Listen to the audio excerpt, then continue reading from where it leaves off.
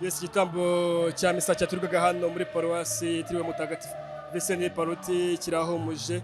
Ni igitambo cya misa cyaberagamo isozwa ry'icyumweru cy'urubyiruko. Ni ukwezi k'urubyiruko kwaranze ibikorwa byinshi. Reka twakire perezida w'urubyiruko atubwire byinshi kugira ngo noneho tunaganire nawe. Yego perezida, turimo turasoza rero ukwezi k'urubyiruko, turi kumwe na Ben. Reka tubwire byinshi nka bimwe byaranze ukwezi k'urubyiruko muri Arkidiocese ya Kigali, ariko by'umwihariko mu ikenerabushyo rya Kicukiro ndetse by'umwihariko n'ikenerabushyo by'umujyi wa Kigali ndetse hano muri paruwasi yacu ya Gikondo. Ben, tuguhaye ikaze. N'ibikorwa byaranze kuno kwezi k'urubyiruko, n'ibikorwa byemwagarukwamo muri paruwasi ya Gikondo by'umwihariko.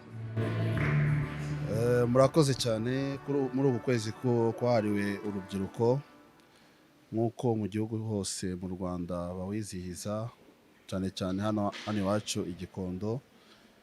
Twebwe iwacu i Gikondo ni ukwezi kwaranzwe n'ibikorwa byinshi cyane byiza, harimo ibikorwa by'urukundo, ibikorwa by'imyidagaduro, ibikorwa by'imiganda yo gukora amasuku no gutunganya ku kiliziya, ndetse uyu munsi wari umunsi wo gusoza ukwezi k'urubyiruko. Twebwe nka paruwasi ya Gikondo dufite santrale ebyiri, twahisemo kubikora bitandukanye mu masantrale. Uyu munsi byabereye hano muri santrale ya Nyarurembo, aho abantu bose bazi ku izina rya Gikondo, ariko ku wa gatanu tuzabisoreza i Murambi, muri santrale ya Murambi. Urabona ko uyu munsi ari umunsi wari uteguwe neza, ni umunsi abajene cyane cyane komite ya santrale bitanze cyane kugira ngo uyu munsi ugende neza. Murabona ko uyu munsi rwose wari umunsi mwiza, ni umunsi w'ibyishimo, ni umunsi ukomeye kuri twebwe, ni umunsi ukomeye ku rubyiruko rwa paruwasi ya Gikondo. Ben, turi mu kwezi kwahariwe urubyiruko n'ukwezi kwa Mutarama, ukwezi kubanziriza umwaka. N'icyo ubwira urubyiruko muri rusange bigendeye korwa mwakoze, ntibibe ibikorwa by'uko muvuga ngo ni mu kwezi kwa mbere gusa kwahariwe ukwezi k'urubyiruko, ahubwo bibe ibikorwa ngaruka mu mwaka, by'umwihariko nk'abajene muri paruwasi ya Gikondo ubereye umugaragu. Mbere na mbere nk'uko twafatanye urunana muri uku kwezi k'urubyiruko, cyane cyane dutegura uyu munsi wo gusoza ukwezi kwahariwe urubyiruko, twagiye dukora noveni y'urubyiruko, kandi ni noveni yagenze neza. Iyo noveni yari ifite ikintu kimwe gusa, kwari ukufatira donc guhuriza hamwe imbaraga, kureba uburyo twakubaka kiliziya yacu. Iyi noveni yaradufashije cyane mu isengesho, kuko abajene rwose barayitabiriye ku rwego ruri hejuru cyane. Ni ibintu byiza cyane byadushimishije rwose, bigaragaza ko izi mbaraga twatangiranye uyu mwaka wa 2025 uko twawusoje neza, ni nako rwose twawutangiye, turi kuwutangira neza, kandi ndizera neza ko uzagenda neza, uzaba umwaka w'ibyishimo, umwaka w'urubyiruko wo kwisubiraho no gukorera kiliziya. Ben, reko cyane tugushimire. Yego, ndi kumwe na mushiki wacu hano atangira atubwire n'ukwezi kwa mbere kwamo ikorwa byinshi by'urubyiruko, ariko n'ukwezi yanavutsemo, atubwire noneho kuba hawe n'umugisha icyo bisobanura kuri we. Batangira twibwira. Rakoze, amazina yanjye Banyitowera Berize, nk'abantu i Kicukiro. Ndashima Imana kuba ngejeje uyu munsi kuno kwezi kwanjye. Berize, wenda uragerageza wenda wongere ijwi. N'ukwezi wavutsemo, ako kabari n'ukwezi kwahariwe ibikorwa by'uruko, by'umwihariko nkawe nka Berize, nibihe bikorwa wumva waba warakoze wavuga ati kuno kwezi nanjye nk'uko nakuvutsemo n'ukwezi kwanjye? Igikorwa cya mbere naba narakoze ni kuba narashe gusenga. Ndashimira Imana kubw'uyu munsi, ndashimira inshuti zanjye, ndashimira abavandimwe ndetse n'abapadiri bakomeza kudufasha mu buzima bwa buri munsi. Yego, n'ukwezi wasenzemo, ariko se mbere wari usanzwe udasenga? Narasengaga, ariko byariyongereye cyane. Ni iki noneho usaba urundi rubyiruko, abajene bagenzi bawe bumva ko bagomba kuba bari mu rugo, ariko kandi bagomba no gufata umwanya bakaza gusenga? ikintu nabashishikariza no kwegera Imana cyane. Ntago tuvuze ngo baze muri kiliziya, ahantu hariho hose, mu macaci yariyo yose bahegera bakegera Imana. Niki wowe ugiye gukora nka Berize kugira ngo kuno kwezi kwahariwe urubyiruko ugushyiremo imbaraga nyinshi, no bigaragare ko wamugana ukwezi kwa mbere wakuvomyemo imbaraga nyinshi? Ni ugushishikariza urubyiruko ko Imana iriho kandi ikora, kuyishishikariza ko bagomba kuza gusenga buri cyumweru. Si ugusenga gusa, ariko harimo n'ibikorwa bikorwa mu buryo bw'imbaraga, ndetse n'ibikorwa by'urukundo muri iyi minsi uraza kuza gukora iki nka Belize cyangwa se n'icyo uza kuza gusaba bagenzi bawe? ni gufasha abatishoboye gusura abarwayi kwa muganga nyine ibikorwa nk'ibyo. Yego. Reka dushimire Belize uduhaye akanya gatoya kandi tunamwifuriza isabukuru nziza Belize. Murakoze cyane. Yes. Bakunze ba channel ya Paruwasi ya Gikondo nk'uko rero turimo turasoza ukwezi kwahariwe urubyiruko n'umwanya mwiza kuganira n'abajene ba Paruwasi ya Gikondo akatubwira byinshi bungukiye muri kuno kwezi k'urubyiruko. Reka twakire umuvandimwe atangire atwibwira. Yego murakoze cyane nitwa Kimana Françoise. Ni ibyishimo kuri uno munsi nk'urubyiruko Paruwasi yacu turanezerewe nk'abakristo baho. Nukuri turashima Imana yaduhaye gutaramana nayo by'umwihariko nk'urubyiruko ni iby'agaciro kuri Paruwasi yacu. Murakoze. Françoise wenda urogerageza wenda wongere ijwi kugira ngo abadukurikiye kuri YouTube channel ya Paruwasi ya Gikondo bumve neza ibyo babwira. Uyu munsi turasoza icyumweru cyahariwe ukwezi kwahariwe urubyiruko ariko by'umwihariko muri Paruwasi ya Gikondo uyu munsi twabisoje ku wa kabiri. Ni izihe ngamba ese n'ikimwungukiye mu kwezi k'urubyiruko ukwezi kwa mbere?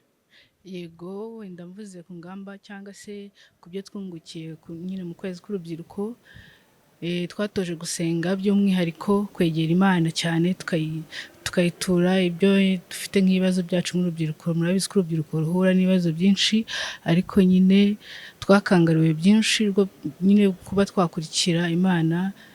Yego murakoze. Tudusoza ikiganiro gito tugiranye ni iki noneho ingamba mugiye gufata kugira ngo noneho umwaka uzagende neza no mu bikorwa muzakora wenda byaba by'urukundo ndetse n'ibyo gufasha nk'urubyiruko rero twiyemeje yuko byibuze tugiye kwisubiraho tugakurikira Imana tukadukora ibikorwa byiza biranga umukristo mu kwitanga.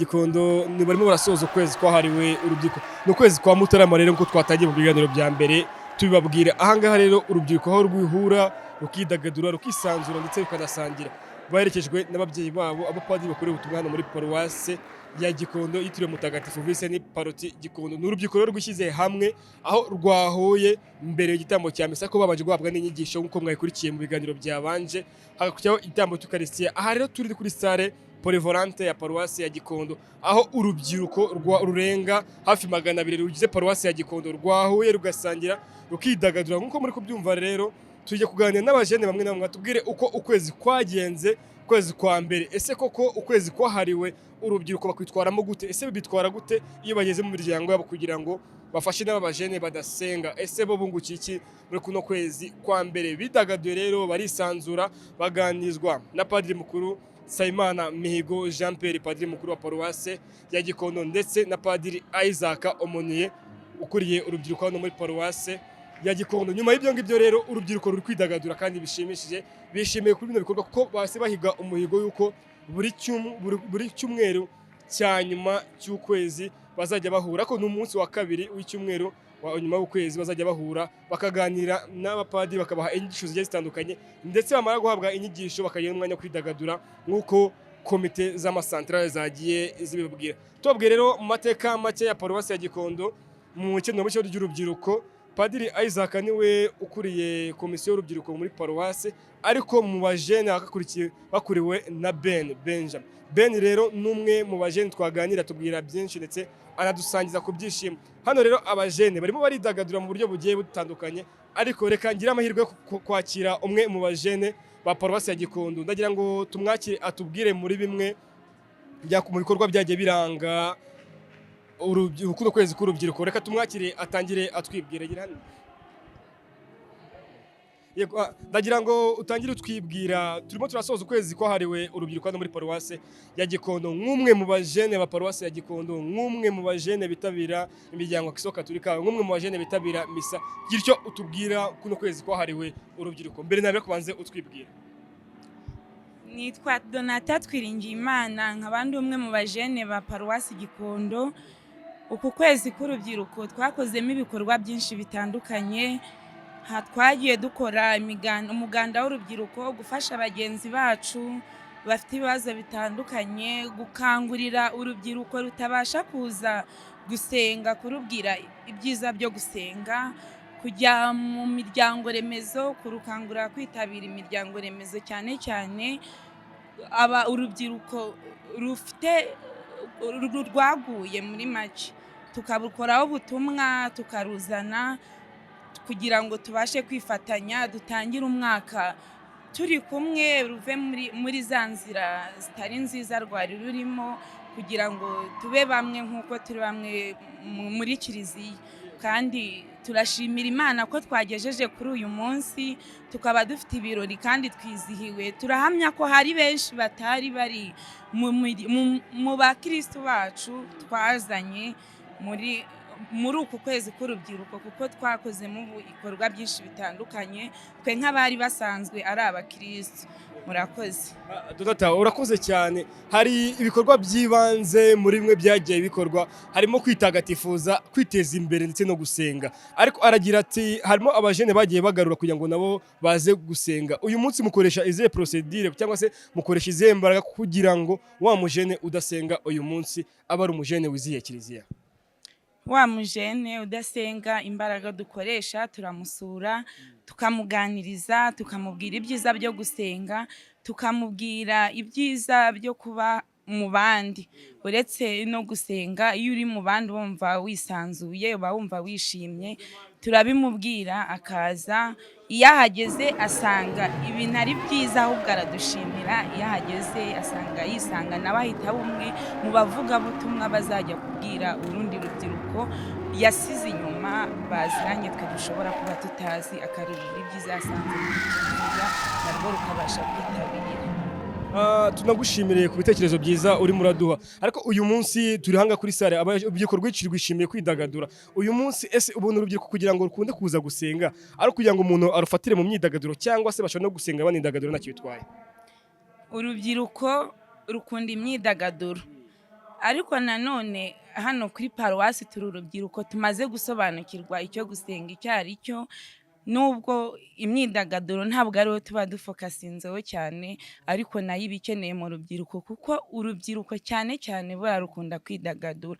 Ariko nkatwe nk'urubyiruko rwa paruwasi Gikondo twamenye gusenga, twamenye Imana, tugira amatsinda yo gusenga, ariko no kwidagadura tuba tubikeneye. Tugize amahirwe yo kumwe na Padiri Omonene, Padiri Omonene w'urubyiruko muri paruwasi ya Gikondo. Reka tuganire nawe mu kanya gatoya kugira ngo nkuko mwatangiye mubibona habanje inyigisho, hakurikira igitambo cy'Ukaristiya. Nkuko twahoze tubabwira rero, uyu mwanya rero ibirori byahuzaga urubyiruko rwo muri paruwasi ya Gikondo birahumuje. Ni ibirori byagenze neza, ni ibirori abajene bishimiye, aho abajene barenga muri 200 n'abandi barengaho bo muri paruwasi ya Gikondo, ariko by'umwariko muri centrale ya paruwasi ya Gikondo y'Ikenerabushyo.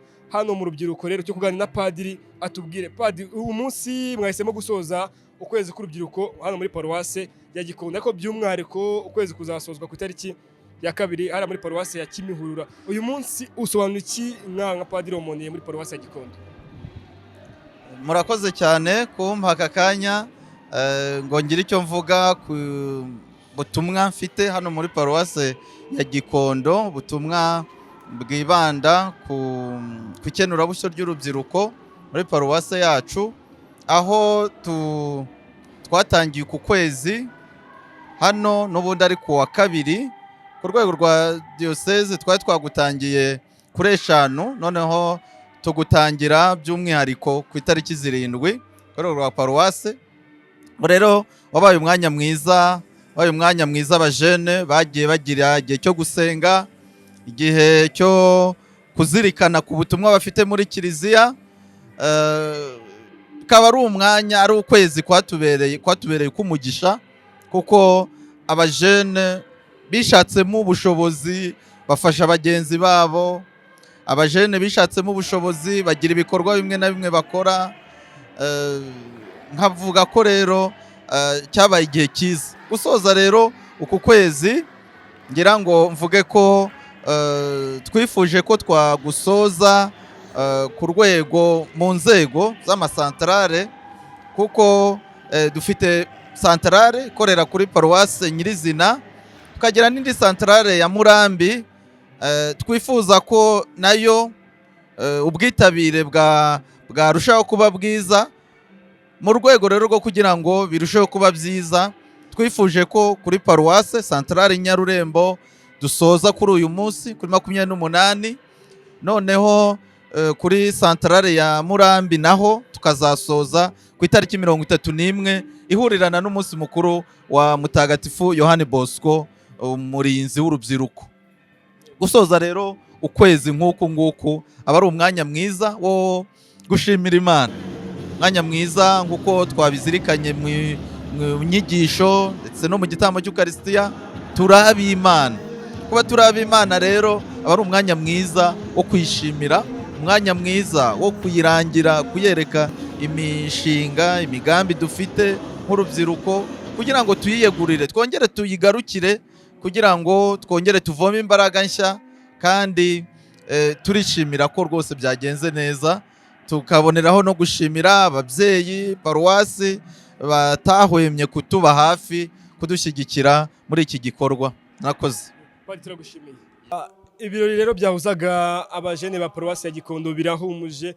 Ni ukwezi k'urubyiruko basoje kuri uno wa kabiri. Turizera ko ibikorwa byaranze ku kwezi kwa mbere, ukwezi kwa Mutarama, bizakomeza no kuranga muri aya mezi yandi asigaye, kugira ngo abajene ba paruwasi ya Gikondo bakomeze kwizihira Nyagasani, kandi ari abajene barangwa no gusenga, gukora, kwitagatifuza ndetse bafasha na bagenzi babo. Reka nkomeze gushimira timu ngari ya YouTube channel ya paruwasi ya Gikondo, wowe ugira uruhare kugira ngo ibiganiro byose bigere kuri bagenzi bawe, ubasharinga ibyo biganiro. Reka tugushimire, reka nshimire rero umubyeyi, umuvandimwe Joseph Habumukiza, umuyobozi wa YouTube channel ya paruwasi ya Gikondo, akaba n'umuyobozi wa komisiyo y'itangazamakuru muri paruwasi ya Gikondo, ndetse n'abandi bose bagira uruhare kugira ngo ibiganiro byo kuri YouTube channel bigende neza. Ngiye yari Aime Silas, umunyamakuru wanyu akaba n'inshuti yanyu. Murakoze.